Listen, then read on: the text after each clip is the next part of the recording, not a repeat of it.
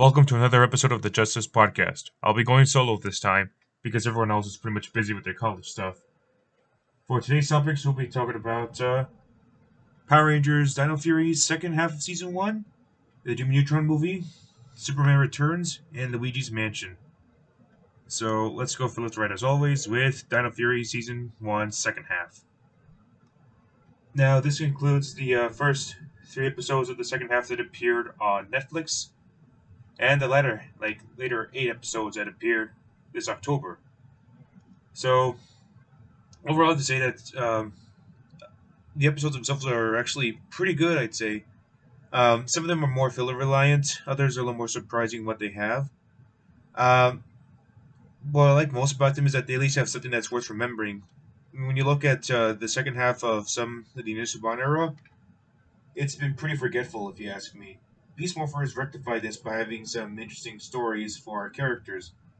Like, I can still remember the episode of the villains holding Ben and Betty hostage and requiring Steel to sacrifice himself, as much as I do the episode where the kid has the tuba, and there's a tuba-themed monster that was like a Robotron.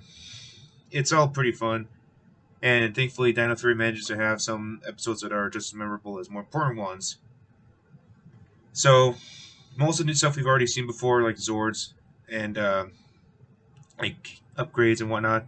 But I will say that what is new for this series is the fact that the Gold Ranger debut happens much later in the season. Like usually they put it so close to the mid-season finale that you feel like you're not really getting much of a surprise until um, then. But even then, like it's kind of like so repetitive and so overdone that you kind of feel like there's not much else to be excited for. I mean, you have to wait for the new episodes to show up. At least here, not only is the hiatus much shorter than what we got with the Neo Saban era, especially now that Netflix is involved, but it feels much more exciting to wait for the Gold Ranger to show up, and we get to focus on the main team too. Speaking of which, the Gold Ranger is actually Ion, who is another fellow Afconian of Zeto's race. Initially, he and Zeto have had a bit of like beef regarding how they handle stuff, because Zeto is responsible for using the sort of uh, the monsters of the week, aka the friggin' Sporks Beasts. Yeah, I kind of forgot the names. Sorry about that, but he wanted to get an extra form of defense, and they resulted in using the Sporks Beasts, which results in a huge amount of them going crazy and haywire. And now they were responsible for having to take him down. Of course, we already know for a fact that most of Zeto's team has been pretty much absent. They've been wiped out, they've been dead, likely disappeared. But in this case, Ion is here to stay, and I have to say that it was kind of amusing to see him go from like questioning Zeto for his actions, to then like being on the same side with each other. I do think that them switching roles as leader would make sense because there's some things that I do believe Ion would be good at as leader, and some things that Zeto would be better at as a leader. Kind of like a situation for like Jason and Tommy in MMPR season 2 before Rocky took over as a Red Ranger, or in Zeo because both Jason and Tommy were both pretty experienced. So you can have like the Gold Ranger beat leader and Red Ranger beat leader. That's how it works, right? But in any case, apparently we found out that there's not supposed to be a Ranger versus Ranger mandate within the team for more than one episode, which is pretty silly if you ask me. Like it would be great to see this sort of like develop more and have them like realize each other's mistakes and whatnot. But oh well, we're not the Neo Saban era writers, but I think they're gonna change up the writers after this for their own stuff. We'll see though. Other interesting facts include stuff like the return of uh, one of the girls that was racing alongside uh, the Green Ranger. Uh, not Amelia. It's been a while since I remember the name. Izzy? Yeah, Izzy. I think it's Izzy. But she pretty much, like, it turns out that the two of them are pretty much in love with each other. And fans are very happy about the fact that it's their first ever um, TV show canon lesbian couple, which it's great. You know, like Power Rangers definitely deserves a lot of props for being diverse, and it's great that they're actually interested in going into this sort of thing with the uh, like non-diverse uh, compromises, and it's great to see them go into this sort of above and beyond aspect. I mean, don't expect them to kiss in front of each other. Neo Spider is kind of afraid of having characters kiss unless it's an exception, but the fact that we get ourselves uh, a canon relationship that's lesbian is great, honestly. Like, I'm pretty sure there's some Power Rangers fans out there that are upset about it, but come on. Usually, it's annoying when franchises try to go for some sort of diversity meta, only for them to short back and fall back on it because they get called out for some stupid shit they've done. Disney, Warner Brothers, or they got to appeal to China by reducing the prominence of black leads. But in the case of this series, I think the TV show for Izzy did a much better job of presenting her as a lesbian character, especially with her relationship with her friend, compared to the 2017 movie, which honestly it felt more like they just put it in there as a some sort of last minute resort in trying to get the movie to get people to watch the movie because I'm pretty sure people love the movie. Nothing wrong with loving the Power Rangers movie for 2017, but I just think that it felt more like they were trying so hard to get people's attention just by that because they haven't really been doing a good job of trying to promote the movie outside of the fan base. That's just me though. But that aside, we also get another discovery, that being the fact that Void Knight actually has a human form, but he mostly takes off his helmet every once in a while. And yeah, he kind of looks like the kind of guy you'd expect to be sort of a role like this. Um, I kind of felt like we'd see his helmet show up too soon, but I kind of find the fact that his helmetless form is kind of similar to Kylo Ren, except he's less broody teenager emo and more hobo guy underneath the mask. I wasn't expecting him to be sort of like a Void Knight type of guy, or Korag type of guy. He already has a Void Knight. I didn't expect him to be as pristine of an individual as Korag or Leanbow, because Leanbow is definitely a different beast from Void Knight. Void Knight's very brash and aggressive, whereas Korag is very uptight yet still powerful. He's an authoritative figure, if you ask me.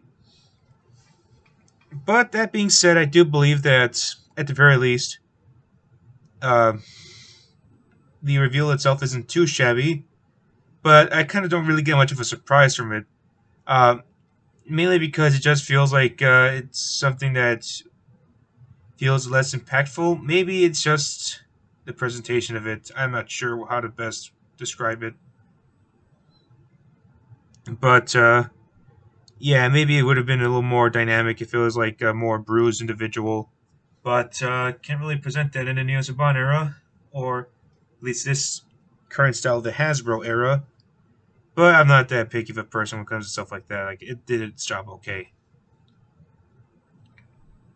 Other things worth mentioning is the fact that Lord Zedd returns, and he's got himself a compliance collar, which I think is pretty interesting, mostly for the fact that they brought back an old villain.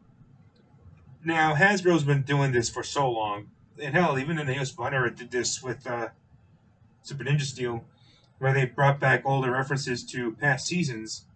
I mean, apart from all the Mighty Morphin stuff and all the anniversary stuff, um, Wes from Time Force, along with Coda from Dino Charge and Gemma from RPM, were given supporting roles for a few episodes, with the boys being more prominent for the Christmas special. I mean, no love for Gemma, sadly, but It was nice to see that West got some attention, especially considering the fact that you know he is one of the more prominent individuals of Time Force. I've noticed the fact that it's pretty much like been Tommy for so long, but I did like that Super Ninja still brought us West, and um, I was not surprised that we didn't get anything like that with Beast Morphers because I always like Dino stuff. But at least we did get another RPM cameo to connect Beast Morphers and RPM. In this case, with Dino Fury, it's bringing back an old Mighty Morphin villain, and I'm honestly surprised that he showed up. But more importantly, the costume is actually done up very well. I'd say, um, you know, a lot of Power Rangers suits have been kind of either very obviously a guy in a rubber suit, or they can pass off as something that looks really nice. Although, if the history of Power Rangers villains designs depict them with mouths that are just more puppet-like and don't really sync up with the dialogue, or they have lips but they don't talk, or they don't move their lips. In the case of Lord Zedd, his design holds up very well. It's kind of a simpler design, but I prefer him over most of the modern day villain designs. Hell, his design, along with Rancic and Grum and Mesagog, are some of my favorites, if you ask me. Hell, even Master Org looks great too. I mean, he may be a little more like a little like dressy, if that makes sense, but he's still another great design too, and Ecliptor as well. But my point is, and Sledge. And my point is, and also Decker. But my point is the fact that, um, Lord Zedd's actually kind of a surprising addition. Honestly, I do hope that his role is more than just being a fan service type of guy, because I think Dawson Writer put it perfectly. Where even if there was a lot of fan service, it shouldn't just be the main priority of the show's quality. I mean, Beast Morphers had a lot of Easter eggs in it, but season two felt less refined of a show than season one. Its main crutch was the fan service, and I don't want the same to happen for Dino Fury. I mean, Zedd pretty much did show up for one episode, but he's currently in the run. I mean, nobody knows where he's at, so they'll go back to him at some point, but there's a lot of speculation regarding what will happen.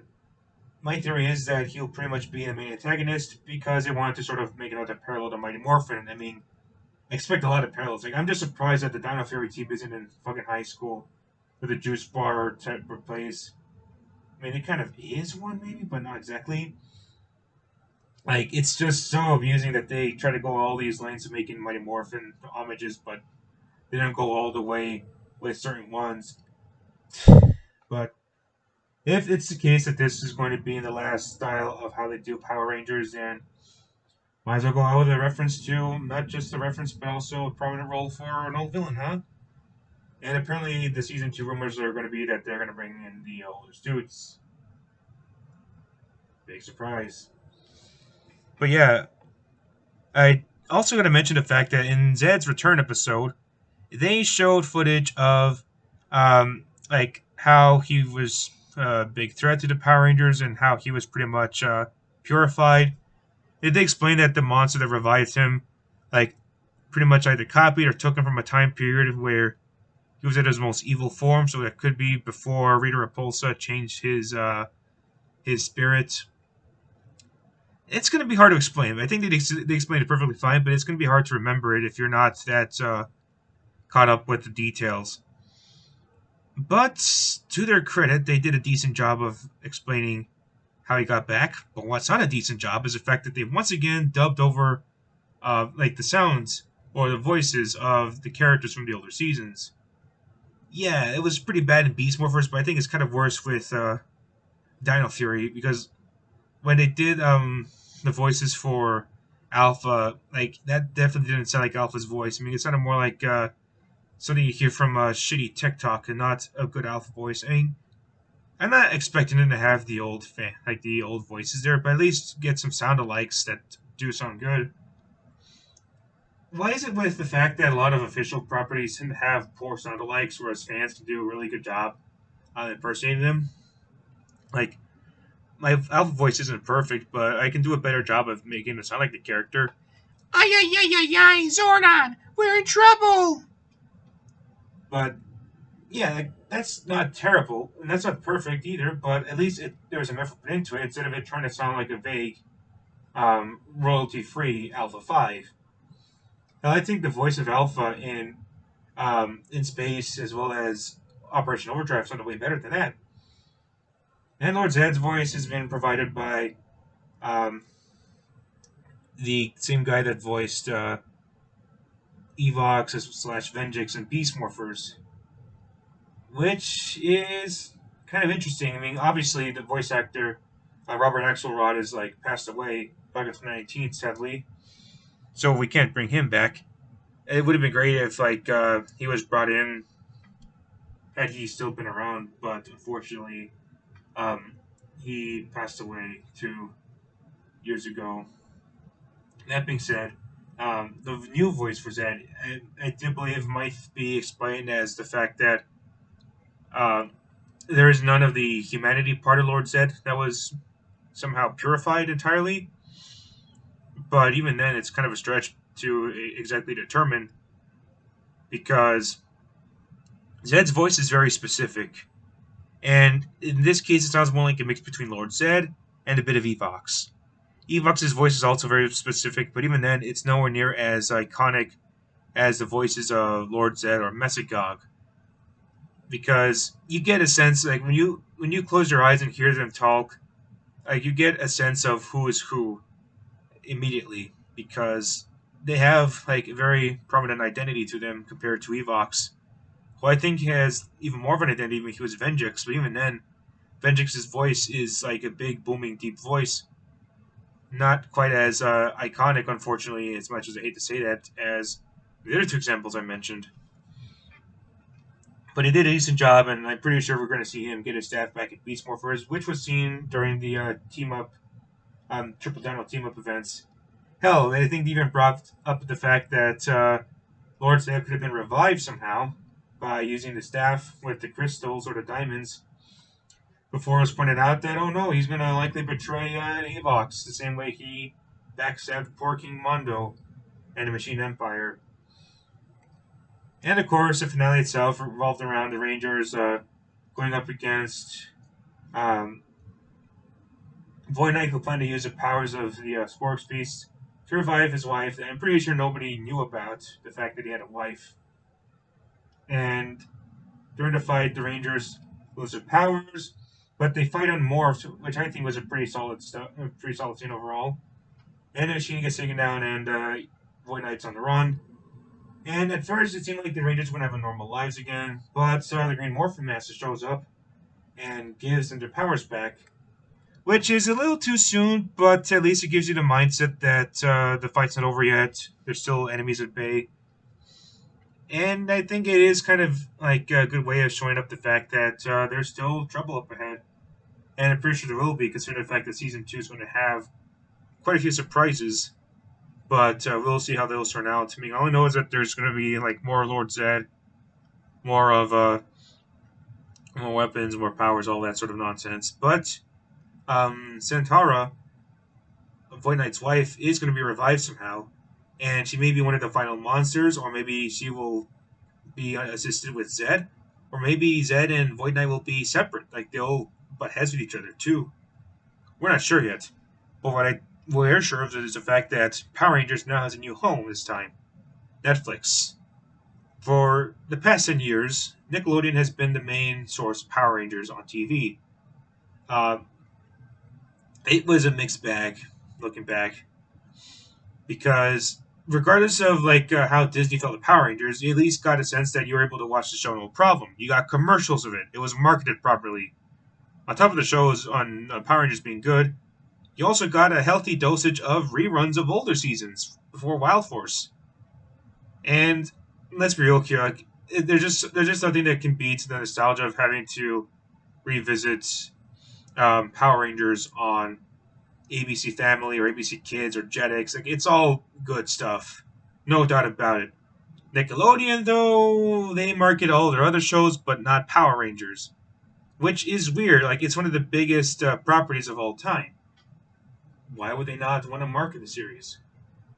In any case, um, it also doesn't help by the fact that social media has been quite prominent, and Neil Saban and somewhat Hasbro have been kind of hoping that they'd use Twitter, Facebook, YouTube to hype up stuff. But I do believe that um, it's much better to stick with Netflix. Like, it's one of the best bets because a lot of big name properties are on there. I'd rather they stick with Netflix than go with something like HBO Max or Amazon Prime. Well, Amazon Prime wouldn't be that bad of an option for the video stuff. But, like, Netflix is a much better deal than anything else because it's, like, the most recognizable. It's got a lot of big names on there already. And it pretty much allows them to stray away from the sort of restrictions you'd have to deal with if you were the writers at Power Rangers, Saban Capital Group or whatever, and having to confide with stuff like the 22 episode regulations for each half and the super season stuff. Now, that being said, the move to Netflix doesn't mean that the quality will be better for season 2. Keep in mind that each show has been written like within one single go, so Dino Fury season 2 isn't going to be that different of a quality from Dino Fury season 1. It's been that way since the beginning with Samurai. It's different with the Disney era and the Saban era because they change up writers every once in a while. It also have different quality. Plus, it's a clearly different season all around. Going from Ninja Storm to Dino Thunder is like going from day to night, whereas going from Dino Fury season 1 to Dino Fury season 2 would be like going from 11:15 to 12:45. So not that big of a difference. That being said, the latter half of Dino Fury Season 2 has been pretty good overall. And I'd say that Dino Fury, much like Beast Morphers, is a pretty strong first season, I'd say. But, that being said, I do think that Dino Fury has more interesting stuff going on with it in some aspects, whereas Beast Morphers, I think, has like the more interesting lore build-up. I mean, they're both good in their own right, it's just that there's one stuff that Dino Fury does better than Beast Morphers. But we'll see how the second half turns out, because I know for a fact that Beast Morphers Season 2 is a little underwhelming if you ignore all the fan service. So overall, I'd say that Dino Fury Season 2 is worth watching. And now that it's going to be all on Netflix, you should definitely check it out, no problem. If you don't want to see Dino Fury, though, you can always check out the other Power Ranger seasons on YouTube, which I think is kind of a decent compromise. Orange Ranger Videos mentioned this, that even though you have to go on a paywall for the new stuff, at least have all these older seasons to enjoy. And to be honest with you, watching Dino Thunder, Jungle Fury, and Wild Force is honestly more fun than watching all the new stuff. I mean, you can hate me all you want for saying that, but like, come on, it's like there's no argument there. It's especially true with like with Ninja Steel, which sucks. So yeah, Dino Fury Season 1, not too bad. Next up, we'll be taking a look at the Jimmy Neutron movie. Specifically, just the movie. I'll cover the animated series at some point, but yeah, like I think it's safe to say that the series itself has been rather popular with fans, but I don't think the movie itself is as popular. I might be wrong with that though, because it did get a theatrical release, and it did spawn the series itself. But you know, it's not like the SpongeBob movies got more attention. They came out after the episode, or like the series itself was like 4 years into its run, or 5 years, give or take. But SpongeBob is the face of Nickelodeon, the icon. He's the Mickey Mouse of this generation, basically. Whereas Jimmy Neutron getting a movie before the series was definitely a riskier move. But I don't think many people have seen or talked about the movie as much. I mean, it's still like important for the series run, but I think people prefer the series more than they do the film. Maybe I'm wrong with that. But that being said, this is another great movie to watch for Nickelodeon. I mean, you know, like, there's so much to talk about when it comes to the way a lot of stuff in the 2000s was great and whatnot.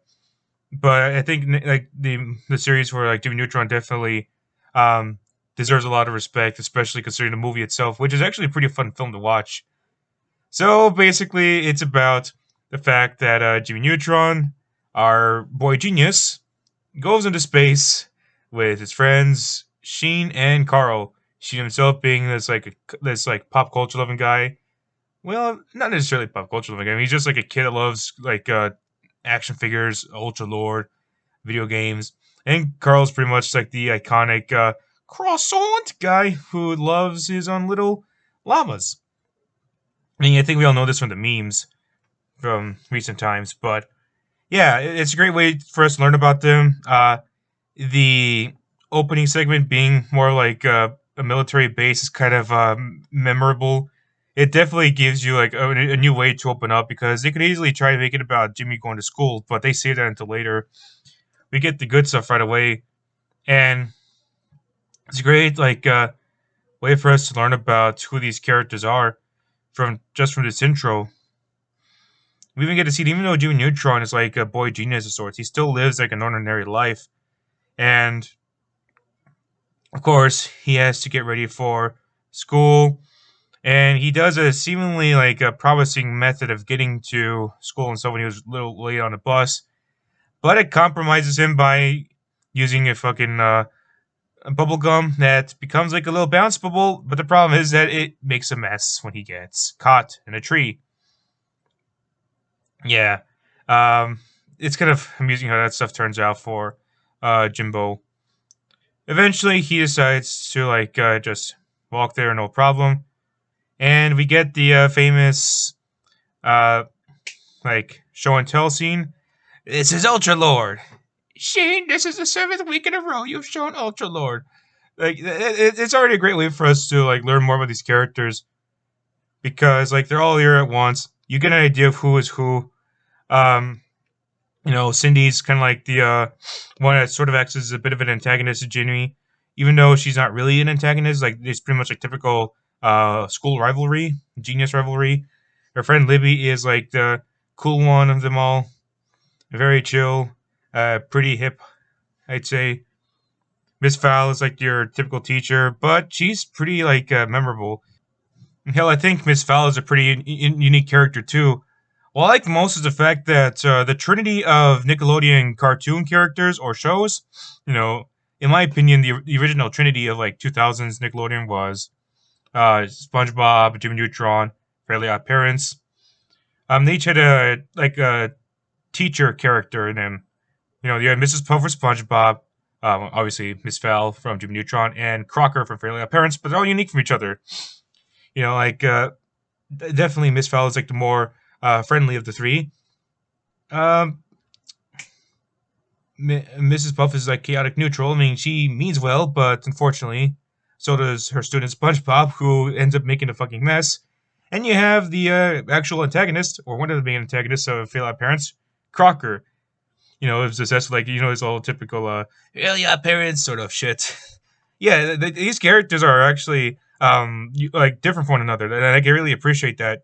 You can have so many like similar settings, and I appreciate that they're not all like rinse and repeats. They're all different from one another. But yeah, like kudos Nickelodeon, especially in retrospect for not making SpongeBob have like just a school setting. Like he can also work at the Krusty Krab, multitasking boy. Anyways, after all that, Jimmy decides to try and meet up with his mom after hearing about a really cool grand opening for the theme park in Retroville, which he convinces his mom greatly, but it doesn't work because she doesn't want him to go there, and for a good reason too. I mean, you kind of feel bad for Jimmy because I think kids were pretty obsessed with trying to get all the reason and want to have more freedom with what they want. But in a way, his mother was right to say that you can't go today, maybe some other time, because the fact that Jimmy himself did something really big and risky with going out in space and sending a message. And yeah, he definitely is obsessed with going above and beyond for the sort of thing, even if it might hurt him. but like it's like one of those things that you can see both sides in a way, and it's something that I think many could relate to, and especially in two different ways. Whether you're like a kid in 2000s or someone that was like much older in recent times, or if you were someone that was like in the same sort of age group that Jimmy's parents were in. Apart from all that, we also have to like consider the fact that this series definitely introduced one of the more uncommon in the series itself, but more prominent in the movie, the aliens that are like these like this leaking lubricant type of green goo aliens that are in egg-shaped canisters that float around. I don't remember the names exactly, but I do know that one of them sounded very familiar with his voice. I think he was played by uh, the one guy that like I know like I don't know the actor's name, but I do know who he's like based on or what he's known for. He played a devil at one point. The one guy that goes like the power of evil germinates within you. Like something like that. But like the name itself is just escaping me. And yeah. It's one of those things that is kind of hard to like delve into if you ask me. For the names itself. It might pop in at some point. But either way, it's a great series overall. Or rather a great series of antagonists. But I will say, I remember looking back at in the movie when they got the message from Jimmy. Like, did he just like call his mom and dad like the wrong like names? I guess he pointed mom. He pointed at Hugh. He pointed at he says dad. He pointed at Judy. Well, I guess he was too excited, or he didn't see like the camera properly. And yep, the main idea is the fact that that the parents or the adults are going to be the victims of this alien invasion. I think a lot of like stuff in the 2000s or like 90s was all about like kids being protagonists, making them feel like they're in their shoes. And sometimes it's kind of like funny to look back on and be like, wow, we looked up to this sort of stuff back then. Ha ha ha. But I think Jimmy Neutron was like a good example of how to do it because at the very least, it was still entertaining to watch, especially the TV series. My God, the television show is so good. I don't know if they do reruns on Nicktoons or like I know regular Nickelodeon, not so much. But if they do reruns on Nicktoons or Nick at Night, yeah, I definitely recommend you check it out. But yeah, like after all this, we delve into Jimmy Neutron, pretty much contemplating of whether or not he should sneak out. Especially after his talk with his dad, who's pretty much says like, "Oh, one last thing, Jimbo. Mom says you're grounded." Night. But yeah, I kind of like found it amusing that he just like walked off the room after closing the door and saying, "Mom says you're grounded," all that sort of stuff. That's if a Hugh Neutron thing, especially after that talk he had, where it seemed like pretty respectful, like. I think Hugh Neutron's definitely a little more strict than, Judy is more like strict than Hugh is. But it makes sense. I mean, one's a mother, like she's like the motherly role, and Hugh's a fatherly role. They're both good parents, I'd say, for Jimmy. But apart from that, Jimmy decides to sneak out by shrinking himself, and initially he struggles a bit, but he makes it do no problem. Weirdly. Nobody seems to bat an eye about the fact that, by nobody I mean Hugh and Judy, that they got the remote mixed up. This is pretty much a shrink ray. And, I forgot to mention, the shrink ray didn't work at one point in the show and tell thing. Like, it pretty much failed to work. And somehow, it, after it short-circuited, when everyone was leaving, it accidentally shrank Miss Fowl. Who, like, made one of the funniest shrieking noises I've ever heard before she encounters this monstrous-looking worm that looks more like one of the, like those, like, hideous creatures from the asteroid field in Empire Strikes Back. You guys heard that movie, Empire Strikes Back? Shut the fuck up, Tom Holland. Anyways, but yeah, that was like a thing that I realized actually was a plot device, the MacGuffin of sorts. Well, can you really call a device made by a boy genius a MacGuffin? I don't really know. But yeah, it's one of those things that they do. And after all that, Jimmy goes out with his friends, Sheen and Carl. They enjoy the hell out of the theme park. Llama, this, like all the treats, all the roller coasters. Sheen meets Ultralord at one point, and he faints upon being recruited by him. And yeah, it's kind of funny how that scene was. They definitely did a great job of recreating like how a theme park would feel. But late at night, like that's kind of unexpected. Usually, like maybe it's just me seeing cartoons, but I'm so used to watching people go to theme parks in the morning or afternoon. But I guess late at night's pretty cool. It definitely has like a different vibe, I'd say. But yeah, after all the fun we have, one thing that happens regarding like all this is the fact that Jimmy sneaks in, or while all this was going on, at some point, Goddard, Jimmy's like robotic dog, was pretending to be Jimmy, and everyone didn't. Nobody assumed something was weird. But at one point, the parents, pretty much like almost every, was it every human in Retroville, or just like every adult in Retroville, every adult around the world, got captured by the aliens, leaving the kids behind. And as a result of all this, every kid in Retroville made chaos by just going around this town and eating all the candy, doing lots of crazy stuff, until they got, until they got one of them got knocked out, or in this case, Jimmy like woke up after a hangover of sorts, and everyone starts realizing the fact that things aren't the same without their parents. Jimmy realizes what's happened because the letter they got wasn't from their parents, but instead it was just a trap, a distraction of Mirage from the aliens. And as it turns out, that they actually have been, or Jimmy himself has been responsible for all this stuff. They all confront him, and Jimmy decides that now they got to rescue their parents by taking a lot of the rides in the theme park and turning him into rockets, which was kind of a cool scene. I think my favorite part was when Jimmy Neutron did the spray effect for like was sprayed the logo on his ship.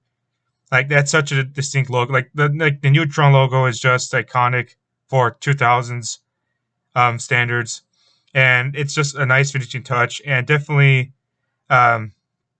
gives you the vibe that this is no ordinary like kid protagonist. Jimmy Neutron is his own league, if you ask me. But yeah, one thing that's kind of funny was the fact that they don't have any issues breathing in space, which I don't care. I mean, this is their universe. I mean, you could assume that that the Jimmy Neutron universe, there's no problems breathing in space. Like there's oxygen there, or like it's just part of their world. It's just amusing how that all turned out. But in any case, they go after the parents. They initially struggle through an asteroid field. They make it through after one point. Then they deal with a segment of camping out, and we get a little bit of character development regarding everybody.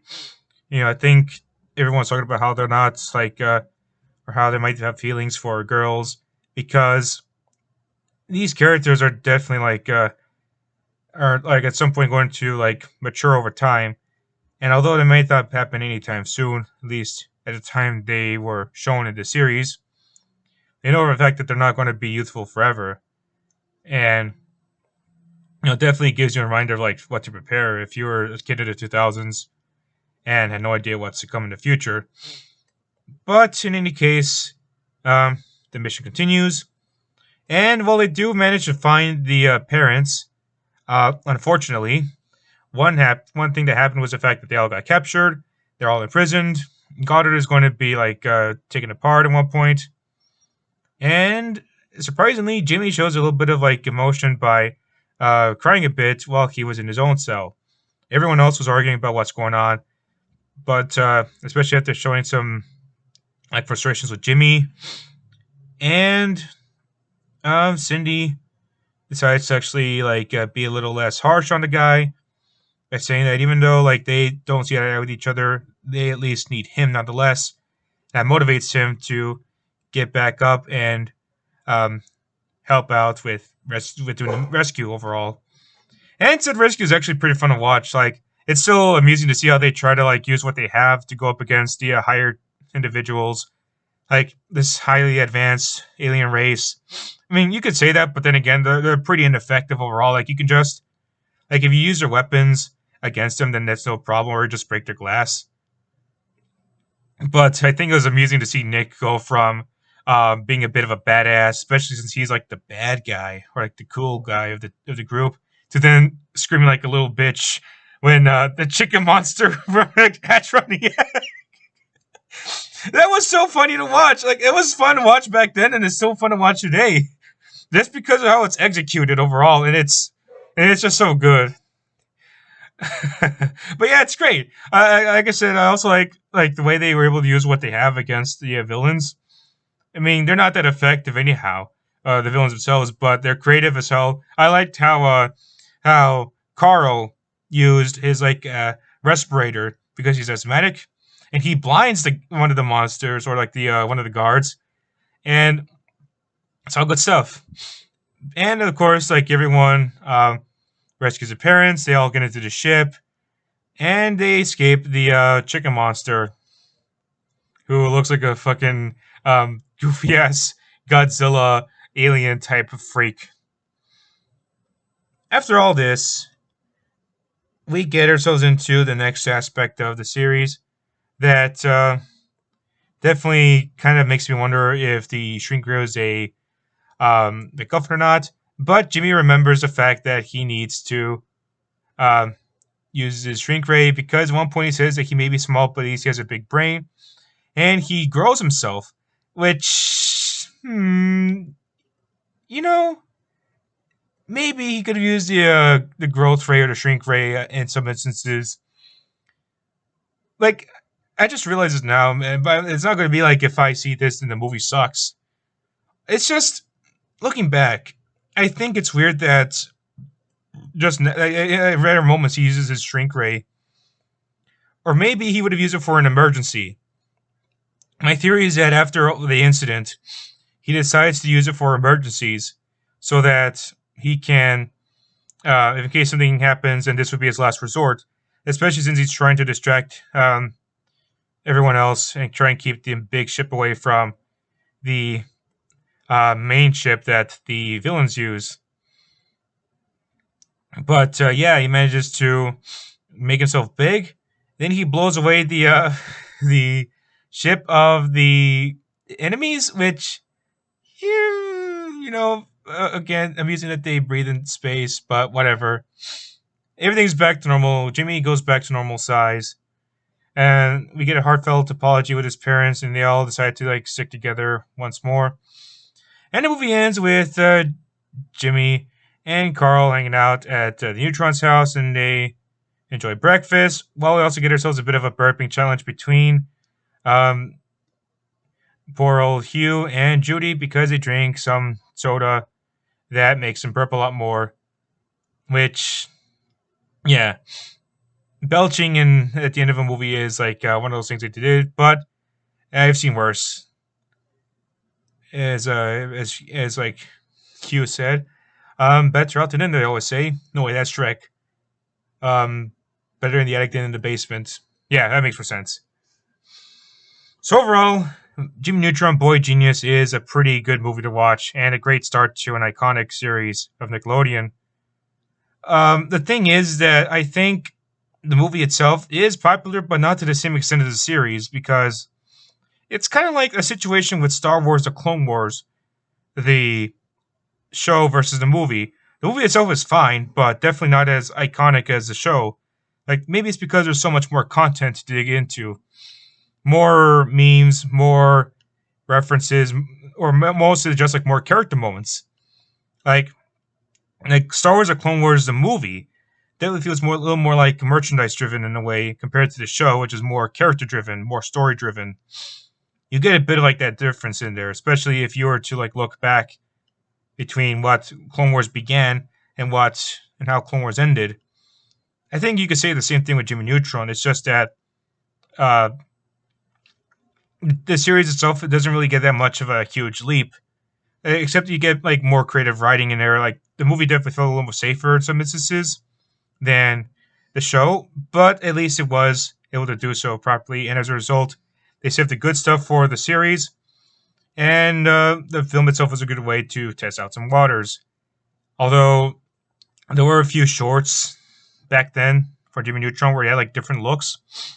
Okay, so Jimmy Neutron in some earlier material had like a different shirt. Maybe the characters were voiced differently. But this was like after Johnny Quasar was a thing for the prototypes. But this was like before the movie came out. Like he had a different look to him. He still wore shorts, whereas in the series itself he wore jeans. So I guess it's like an in between. Like it's kind of hard to like break down unless you're familiar with what I'm talking about. But yeah, Jimmy Neutron, Boy Genius, not as good as a series, but it's still a fun movie to watch nonetheless, especially if you grew up from that time period or love these characters overall. I hope it's on Blu-ray at some point, especially in considering the fact that like it deserves a lot of respect for making such an awesome series. And funny enough, today I just saw like Jimmy Neutron the complete series on DVD, so hope to get that someday. Fingers crossed. The next topic we'll go over involves Superman Returns. And right off the bat, I have to say that it is boring as shit. Yeah. Okay, so, for further context, what did the 2000 films have in common when it comes to comic book adaptations? They're much more involved with action, special effects. They mostly revolve around unique stories of these characters. At times, they adapt a certain story arc. For the most part, they deliver on bringing in these adventures for these characters. And more importantly, they aren't just reliant on nostalgia, nor are they obsessed with trying to bring in a cast of people or big name celebrities that were popular at the time. Yes, they do have a lot of like A-list and B-list actors, but they aren't the only draw. Take a look at X-Men 2000. Sure, the merchandise had the names of the actors, but at least you get the feeling that it was more than just trying to reel in people that were names famous for these actors or obsessed with them. Like in the 1990s, when the Batman movies would prioritize the name of the villain or the actor name of the person playing the villain more than whoever was playing Batman at the time. So that's something that a lot of 2000 movies have in common. From the first X-Men movie, or by extension, the first Blade, up until the 2009 era, when it came to either great stuff like Watchmen or disappointing films like X-Men Origins Wolverine. Now, that being said, Superman Returns does have a good cast in it, as well as an interesting premise. The problem, though, is that it was executed rather disappointingly. Now, the action part, it has some decent scenes in it. I like the part where Superman went up against the machine gun, as well as him going up against a challenge of rescuing a lot of passengers that were struggling to survive while their airplane was damaged. That in itself is perfectly fine. However, it's very sparse, and there's nothing else beyond that. I'm not saying that we had to expect like a lot of Man of Steel quality stuff, although that would have been rather great to have in an earlier movie instead of waiting for like what 7 years for it to happen. But at the very least, it would have been able to make this film much more interesting because for a movie that's named Superman Returns, there's not much to be fussed about when it comes to the character's return. So for those that don't know, Superman Returns is meant to be in the same continuity as the Richard Donner, Christopher Reeve Superman films, specifically the first two.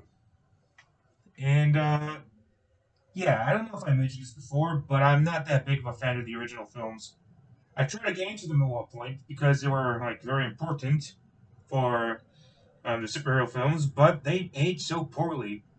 Like they're just like Mighty Morphin Power Rangers, but on a different scale. Where sure it's classic stuff and it's iconic, but it's like it aged like milk, if we're being honest. I do believe that the Batman films made by Tim Burton were much better handled, even if they did rely on trying to, like I said, prioritize the name of whoever's playing the villain more than whoever's playing Batman. But thankfully, that stuff has been like, apart from all the fan casts, all the obsessions of getting all these big actor names, and as well as like new incoming faces, at least the 2000s weren't obsessed with that sort of thing, making sure that they prioritize the quality of the film as much as they do everything else in mind. But as for Superman Returns, what makes the film dull? Well, apart from the lack of action, the problem with Superman Returns is the overall lack of ambition that it's present. Because Superman Returns, being part of the continuity that involves the original films, well, I don't think 3 and 4 are involved because people don't like those as much. I mean, they're even less. I like them even less than I do the first two. But the main thing is that many people would likely go into this film thinking, oh, this is going to be a nice movie to watch. It's going to be really cool because it's Superman. But the thing is that it ends up being rather uninteresting overall. I mean, apparently Superman Returns after 5 years of exploring some stupid rocks. He thinks it's part of like Krypton or whatever. And yeah, apparently Lois Lane ends up being married. She has a kid who apparently their bastard child is pretty much got Superman's powers. Yeah, that's a story plot that I think would likely happen in a Superman story. But what the hell? It's stupid. People bitch and complain about Superman iterations nowadays, especially Henry Cavill, just because of how destructive like he tends to get in some battles, even though that's not his main intent. Especially in Man of Steel, he was still like learning how to be a superhero. How could no one bat an eye when it came to him or the Superman like flying away? Especially if it's meant to be Christopher Reeve Superman, the so-called the best one ever. Like, people are obsessed with trying to like say stuff like, "Oh, how do we write Superman? Like, how do we make him relevant to modern audiences? How do we? What's this about Val Zod? No, let's just make a black Clark Kent. Or how about we just rewrite Superman's like ideologies, like say he's better tomorrow, or whatever. Like that should be a concern. Like what should be a concern is like questioning how this got approved, especially considering the fact that it was ignored by a lot of hypocritical Superman fans that also being big fans and like simp the Christopher Reeve version and his like thin ass spandex suit, but cry like little cunts when they see anything else happen regarding the character in other media, especially Henry Cavill's iteration. Because yeah, like considering the fact that this film takes place within the same universe, like there's like it doesn't seem like it, but it actually is. Now, I have two theories as to why that's the case.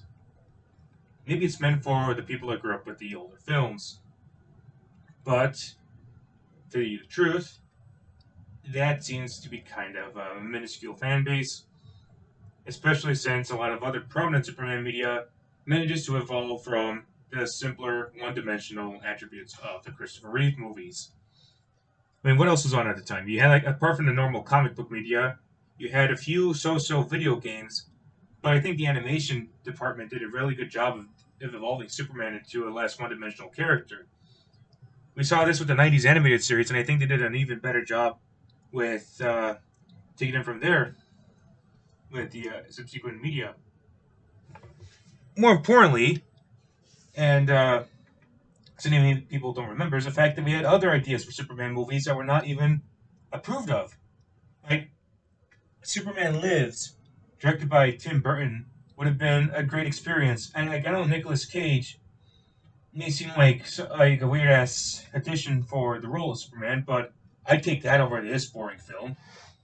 Hell, the other ideas, such as Superman Flyby, which coincidentally involved Henry Cavill before but long before he was cast as Superman in Man of Steel, would have been a possibility.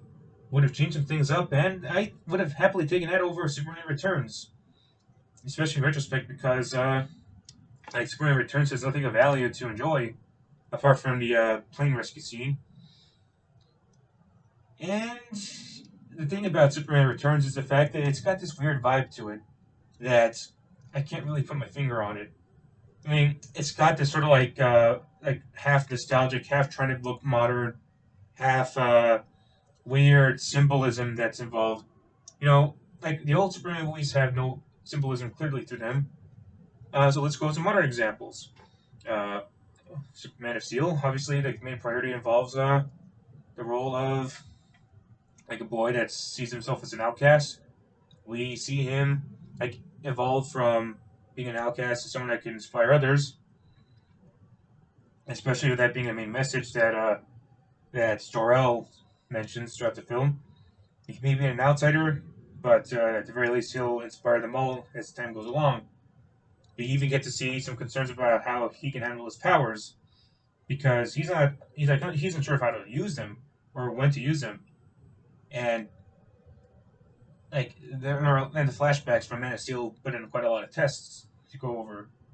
Okay, that's quite different from Superman Returns. How about a 2000s film? How about one that was released around the same time? The X-Men series did a great job of putting in themes that were political in like tone, but they weren't like cringe yet they are nowadays. But more importantly, they give you an idea of just uh, how rough of a relationship there is between the human race and the mutant race. But with like the fear that they have and how little support the mutants get, and the fact that Charles Xavier and Magneto have different approaches with the human race. We already know for a fact that Xavier wants to unite both races and Magneto wants to dominate them, especially after his treatment in the Holocaust. Even though he was mostly because he was a Jew, not because he was a mutant. But he did get to see how cruel the human race can be and wants to apply to everybody, even the innocent. Okay, Spider-Man. The main idea about Spider-Man is about family, and especially considering the fact that the first movie is definitely about responsibility.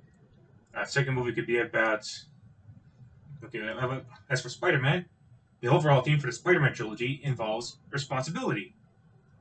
For the first movie, it's about becoming the man. The second movie is about how to balance it all, and the third movie is to not let revenge corrupt you.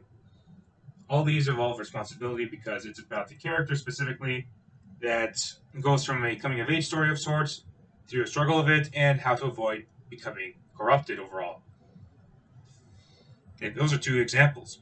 Hell, even the Dark Knight trilogy manages to do a great job of a theme for its characters, from mostly becoming like a bit of an action film for Batman Begins.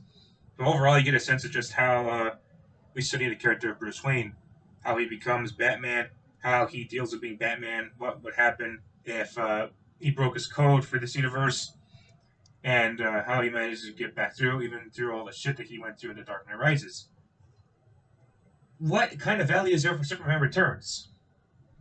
Well, there is a bit of like a weird theme that involves around.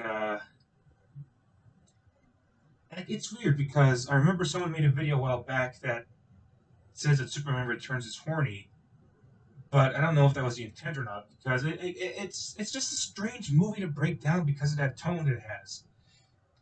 You get the feeling that like apart if you ignore all the nostalgia stuff and whatnot, you get a sense that Superman Returns feels more like it's about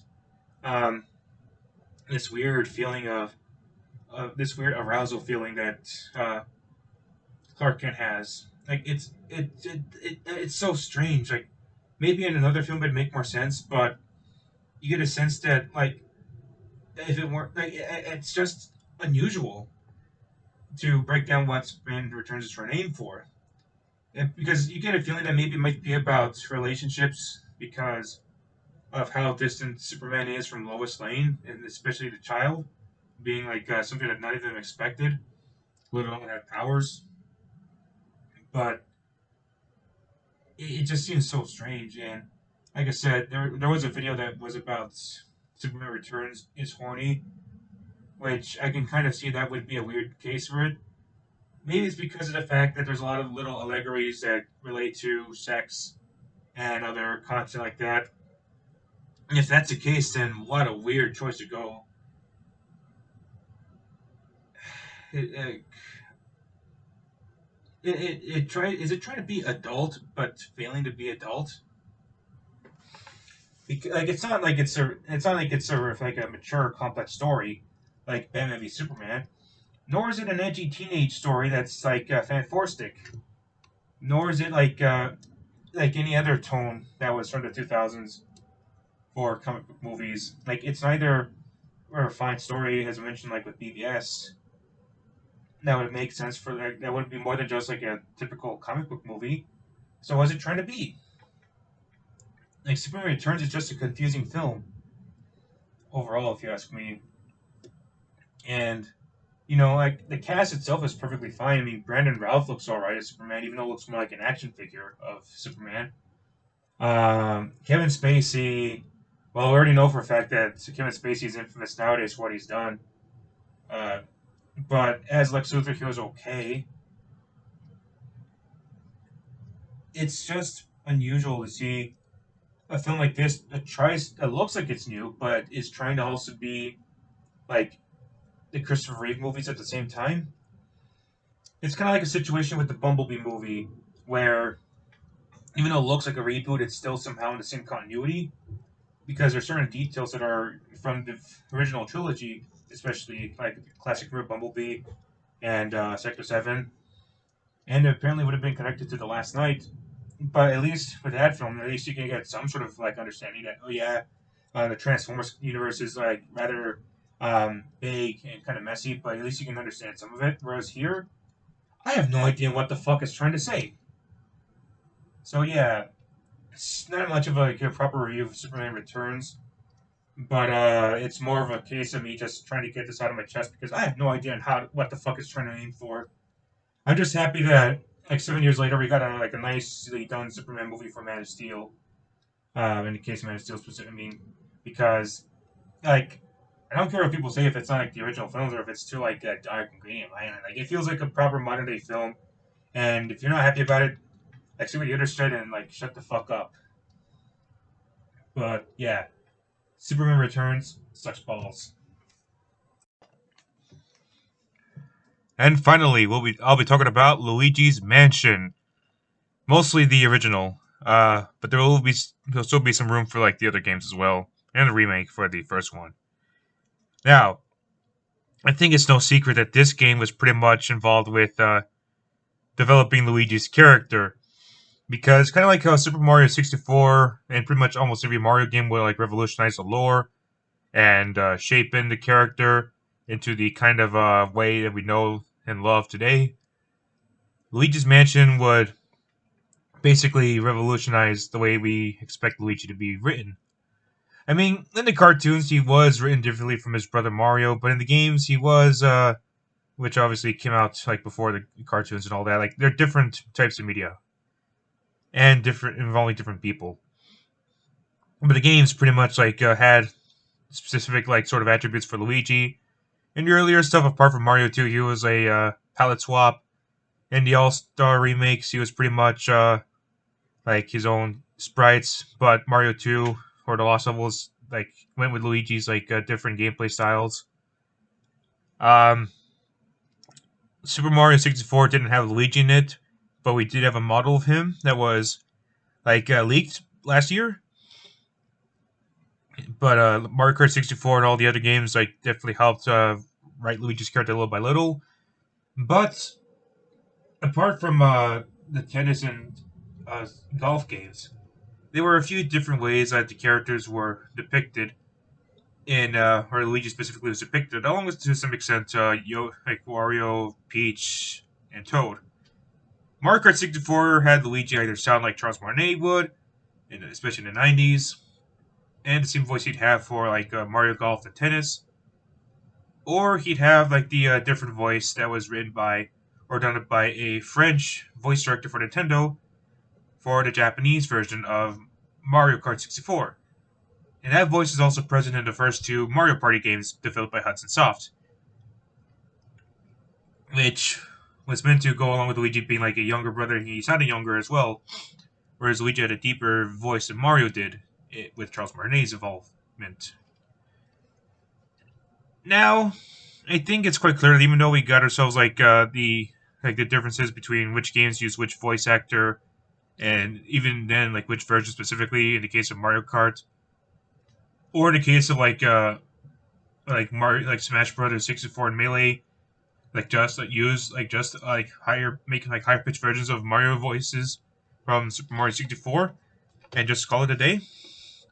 I think Luigi's Mansion further solidified the character for Luigi, making him like the younger, he's already like the younger, taller brother of Mario, but in this case he's the more cowardly of the two.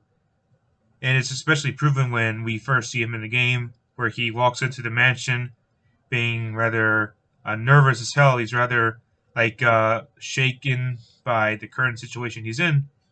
We see him scream whenever he encounters a ghost, and he's always got like that gritted teeth look to him, fear, knowing the fact that he's seen stuff that no human should ever see. Well, even though the mansion is not that scary, but still, but Mario standards it kind of is. Maybe not as much as Giga Bowser from Smash Bros., but that's a different story. So yeah, Luigi's Mansion definitely further revolutionized the character of Luigi, and it also gave us into the or led us into the GameCube art style era of the Mario characters that we got for that, as well as like most of the Wii era before the Wii U era began. We got like the updated designs for the Mario characters once again, which is good, I'd say, because the GameCube art style definitely was going to be like temporary at some point, and to go along with Nintendo wanting to update their hardware, want to update the characters as well. It's good. And I think Luigi's Mansion also has quite the development history. Initially, it was not going to be involving any sort of Mario character, not even Luigi himself. Hell, not even Mario either. Until it turned into like a game that involved Mario in it, but they thought, why not like test it out with Luigi instead? Because that would be a good way to compensate his lack of appearances in Super Mario 64. DS remake notwithstanding.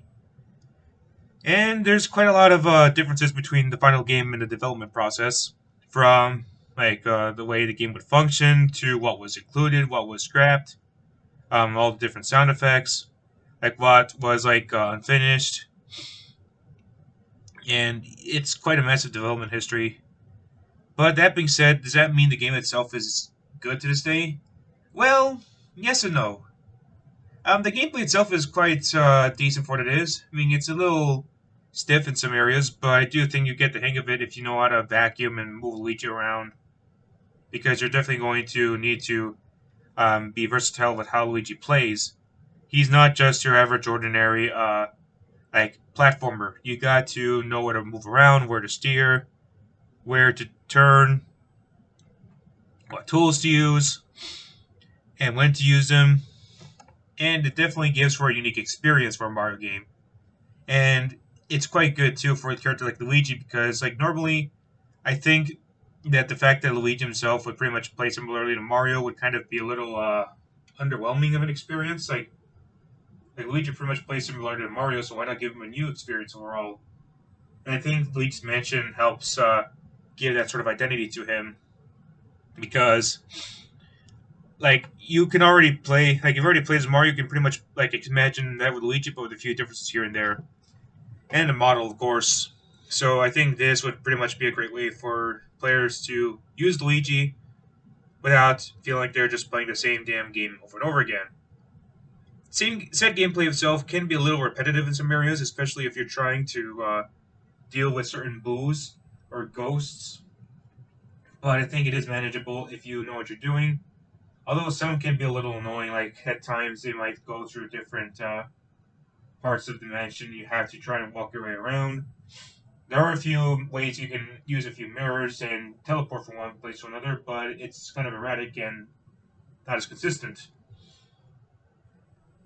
I think the boss fights are definitely interesting, because they change things up and are a little more interesting to fight against than most of the regular villains. But fighting against regular boos and ghosts is at least compensated with the fact that you get yourself quite a few trophies and rewards. All that said, I think what I like most is the fact that the boss fights vary from going up against Philosopher, you have to go against a couple of boos, to dealing with different enemies with different attack patterns, and set attacks requiring you to play smart. It definitely is quite involved with strategy for this sort of title. And yeah, every once in a while you get like a clue, like a piece of Mario's gear, even though he's already wearing that stuff when you encounter his portrait. And it is like kind of exciting when you finally get to rescue your older brother Mario and go up against Bowser. Even though, yeah, the King Boo himself is fairly original, but going up against Bowser is kind of well, it is kind of iconic, but at the same time, would be kind of interesting to just see something a little spiced up. But yeah, it's okay. Luigi's Mansion also has an interesting case of adding new characters into the mix. Like, apart from King Boo himself, you also have Professor Egad, who is quite the enigma, if you ask me. He's a lot older than the other two characters that we know, Mario and Luigi. And he's also involved with this sort of technology, and he's kind of responsible for all this stuff that's going on, for the most part. I'd say that it is rather fascinating to see him sort of juxtapose with Mario Brothers, because we definitely don't get as many human characters in the Mario universe at times. I mean, I think we kind of did during like the GameCube era, or like the Game Boy, like like those like Mario Tennis, Mario Golf, um, titles for Game Boy and Game Boy Advance. They had like the additional human characters that looked like they'd fit in decently with Pokemon or Earthbound. Yeah, we definitely had more human characters, but they did feel a little different from like the Mario cast, which were more stylized and cartoony. Well, Pete's not as much as everyone else, but you get my point. Either way, like, Egad is a great addition to the Mario mythos, especially in the fact that he helps make Luigi's Mansion feel a little more special, because um, you already have the Toads there, you already have like the Mario Brothers, the Boos, and Bowser. So it is nice if we get ourselves a new character to join in the mix, and he's quite memorable too. He's not just some sort of throwaway guy, and I appreciate that he's quite important. As far as the replayability is concerned, I have to say that I kind of wish that you can revisit the mansion and kind of go for a challenge mode, but I guess they weren't quite obsessed with trying to make it a replay value unless you wanted to go for like the hidden mansion, which is either just a slightly harder version of the original mansion, or it's mirrored, which makes you like go through a few mind games with memorizing some stuff. Either way, it is okay for what it is. But yeah, I think at the end of the day, the game was mostly meant to show off the GameCube's capabilities in terms of hardware progression from the Nintendo 64, because it is quite a big leap. But I wouldn't say it's as big of a leap as like as the going from PlayStation 1 to PlayStation 2, because like, not to say that it was like barely a difference. It's just that the PlayStation 2, I think, was a lot more impressive. Like, it was more than just a hardware showcase, because Luigi's Mansion does feel like a simpler game than what else was available at the time for the launch titles of the other GameCube games, and the PlayStation 2 launch titles as well. But that being said, the original Luigi's Mansion is a fun one to delve into. Not 100% perfect, but I do think that if you're a fan of the characters or the series, and if you want to try and play something a little different, you're going to have a good time, I'd say. As for the remake, on a Nintendo 3DS, not a chance. Hypothetically, it might be the better one because it's got graphical improvements to update to go with the character styles that were updated, kind of like Super Mario 64 DS did. But yeah, you also get like the multiplayer feature with Luigi, which was introduced in Dark Moon. You also get like a few like gameplay differences here and there, but it's not that great of an experience. Like, it's a little harder to control the character at times unless you get like the updated versions or get an add-on kit that's expensive. You can use amiibo status or amiibo upgrades, but like really you're going to be forced to like pay more money than you really need to. Yeah, there's a multiplayer, but it's slow as hell. It's rather sluggish, and it's quite embarrassing for Nintendo standards. And you get like a challenge mode for unlocking new records, which is fine. But yeah, the 3DS version was rather undercooked, and it's kind of amusing that Super Mario 64 DS was released in 2004, yet it holds up quite well for handheld standards. I'd say it's even better than the original game, whereas Luigi's Mansion 3DS is quite inferior to the original. Now, regarding Dark Moon and Luigi's Mansion 3, I think Dark Moon is a decent sequel. Definitely might be a few shortcomings here and there if you were not a fan of the 3DS hardware and would have preferred it on the Switch or the Wii U, I guess. But it's not that terrible. I kind of like the new setting that was there, and I also like the fact that we get some new characters such as Luigi's ghost dog, and the fact that we get some toads that are involved in the game more so than the original. But I do believe that Luigi's Mansion 3 is probably the one that people are going to like the most. I mean, at the end of the day, it is kind of like an HD sort of take on the original game at its core with new graphics, new characters, and new setting. But I like, once again, the fact that we get not just the original cast joining us, but the Toads and Peach joining the game this time along with Mario. But I also get like a feeling of the series being a lot more. It's more than just a bigger is better mindset in this case. I mean, Luigi's Mansion 3 definitely feels complete. I like the fact that it has everything you'd want in it. It might seem a little more like a samey compared to the other titles that were available. I mean, it's no Mario Odyssey, to be honest, but I appreciate the fact that it's trying to make itself a little more special instead of just trying to rinse and repeat stuff that we already had before with the previous games. And of course, I like the fact that we get ourselves a new way of going up against the bosses. And I like the fact that the ending kind of gave us a bit of character development of sorts, especially with the way Luigi is still kind of hesitant of going up against or going up in the challenge of rescuing Peach, while Mario's like super excited. And I also like the fact that we start off at the game with a rather seemingly normal entry level intro and a bit of gameplay of like Luigi not being scared shitless of what's going on as he observes the hotel. Can you really call it a mansion if it's more of a hotel? Hotel Luigi probably would make Nintendo worry that it's going to draw in all the memers that still love Hotel Mario memes. If you need instructions on how to get your hotels, check out the enclosed instruction book. But yeah, overall Luigi's Mansion is kind of a fun series at times. I think the arcade game might be the more fitting aspect for Luigi's Mansion, for the core idea, because it feels more like a modern day arcade than it does like a home console video game. But that being said, the titles we did have are fun to play.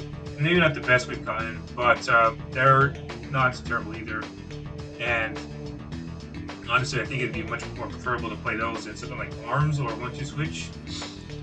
So yeah, I'd say get them if you want to emulate them, or if you find an original copy, you could probably own one. But me personally, I'm just happy with like the stuff we got already. I don't think we need another game. So that'll do it for today's episode. Hope you guys enjoyed it, and I'm just going to check in on the other co-hosts and see if they're not struggling with college. But don't worry, I'll help them out with their grades. So see you next time. Wait, don't forget to subscribe. If you do, I'll give you a headbutt. That's Ogre for thank you.